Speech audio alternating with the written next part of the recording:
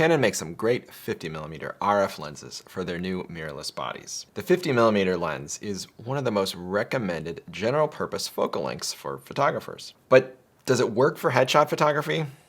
Watch this video as I put the Canon 50mm 1.2 to the test. Thanks for stopping by. I'm Scott Lawrence, your Detroit-based headshot photographer. For the best headshot tips and tricks and occasional gear review like this, be sure to subscribe and ring that bell so you'll be notified when new videos are released. As a professional headshot photographer, my clients want to look their absolute best, and lens choice is a big factor in that process. The Nifty 50 of one version or another has always been a staple in my kit. The relatively simple design has always made it a great bargain, and it's usually pretty compact to fit in the bag too. It's the first lens I had that really gave me that subject isolating, beautiful bokeh that you really get excited about as a new photographer. Canon currently makes the 1.2 version, which I'll call the fancy 50, at around $2,000.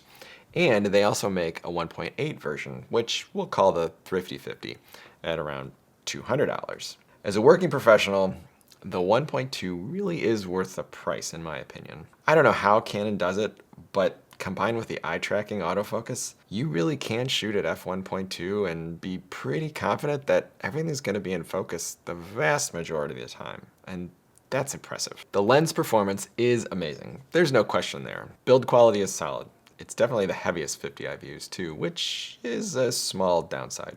But it's a lot more solid than the very plasticky feeling 1.8 version. Again, you get what you pay for in lenses. But the big question is, can I keep this lens on my camera the majority of the time? Let's find out. I shoot primarily in studio.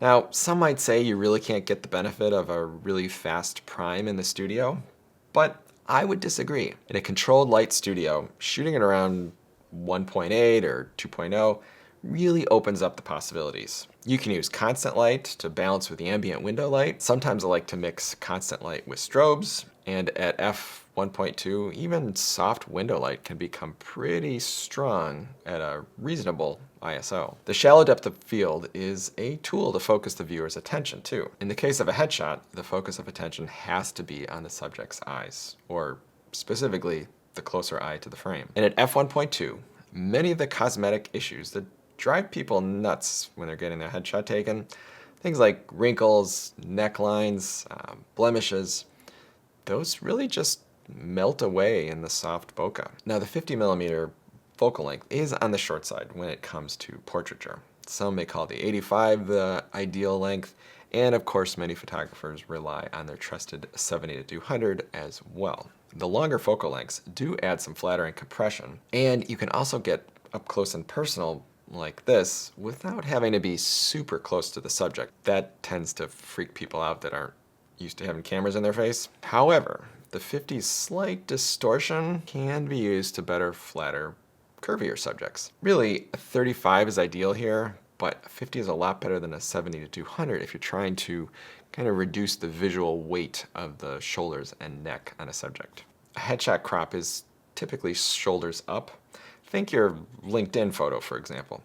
But often, subjects need a waist up or vertical shot, and for that, a 50 is perfect. And if you're in a tight space, like I find myself in quite often when I'm doing headshots, my 70-200 really just has to stay in the bag because I don't have the space in the room to use that distance. So again, the 50 wins here. As a comparison, here's me shown at 50 and 100mm focal lengths, both with a shoulders up and waist up crop. So let me know what you think is more flattering. The Canon RF 1.2 continues to impress me. Whether you're using the 1.2 version or a budget-friendly 1.8, both are great options from Canon. There's no question there. As I thought about it more, I could probably get by with a 50 for 80 to maybe 90% of my total work, but sometimes that compressed headshot look at 135 or 200mm is exactly what I need for a particular project. My clients hire me for the expressions and poses I produce.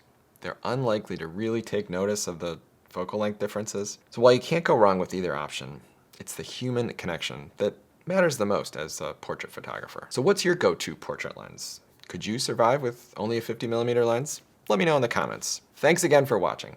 Don't forget to subscribe and like if you enjoyed this video, and share it with a friend. Bye for now.